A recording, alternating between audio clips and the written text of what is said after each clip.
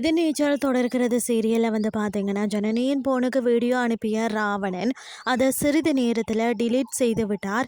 அந்த வீடியோவை அனுப்பியது யார் என்பது தெரியாமல் கன்ஃபியூஸ் ஆன ஜனனி பிறகு வந்த மதிவதனையின் உதவியுடன் போலீசிடம் நம்பரை கொடுத்து அது குறித்து விவரங்களை வாங்கியுள்ளார்.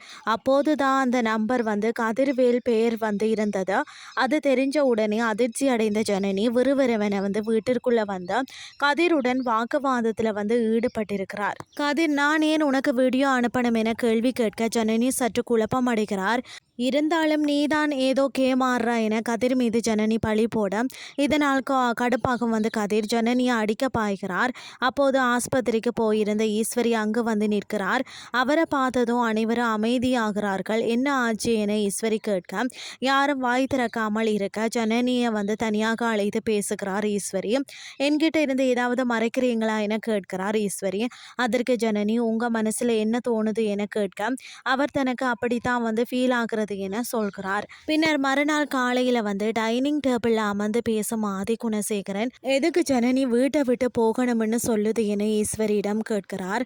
அப்போது அருகில் இருந்த கதிர், அவளுக்கு மட்டும்தான் ரோசம் மானம் எல்லாம் இருக்காம், அதுதான் வெளியே போறா என சொல்கிறார். அதுக்கு குணசேகரன், டே கதிர் அப்படின்னு சொல்ல, பின்ன என்ன அண்ணன் என்னை பத்தி வந்து எப்படி பொய் சொல்றான்னு நீங்களே கேட்டுட்டு தானே இருந்தீங்க அப்படின்னு சொல்கிறார். கதிருக்கு பதிலடி கொடுக்கும் நந்தினி, நீங்களும் அதே டிராமா தானே பண்ணினீங்க, ஒன்று நான் இருக்கணும் இல்லை அவ இருக்கணும் அப்படின்னு சொல்லுவீங்க, அவ கிளம்ப போறா, அதில் என்ன தப்பு அப்படி கண்டுபிடிச்சிங்க அப்படின்னு சொல்லி சாட்டுக்கிறார்.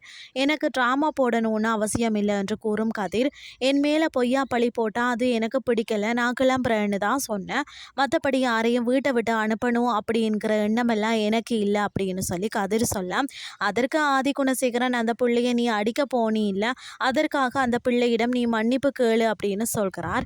அப்போது குறுக்கிட்டு பேசும் ஞானம், அவன் மேலே என்ன அண்ணன் தப்பு அப்படின்னு சொல்லி சொல்கிறார். முன்ன மாதிரி ஏதாவது தேவையில்லாம பேசியிருந்தா கூட நீங்க சொல்றது நியாயமா இருந்திருக்கும், அவன் மேலே எந்த தப்பும் கிடையாதுன்னு, சரி வேண்டும் என்று சொன்னா ஒன்று செய்வோம், அவங்க எல்லாரும் இங்கே இருக்கட்டும், நாம 3 பேரும் வெளியில போயிடுவோமான்னு சொல்லி சொல்கிறார். அது மட்டும் இல்லாமல் கல்யாணத்தன்னைக்கு மட்டும் நம்ம இங்க வந்து எட்டி பார்த்துட்டு போயிடுவோம் என சொல்கிறார் ஞானம்.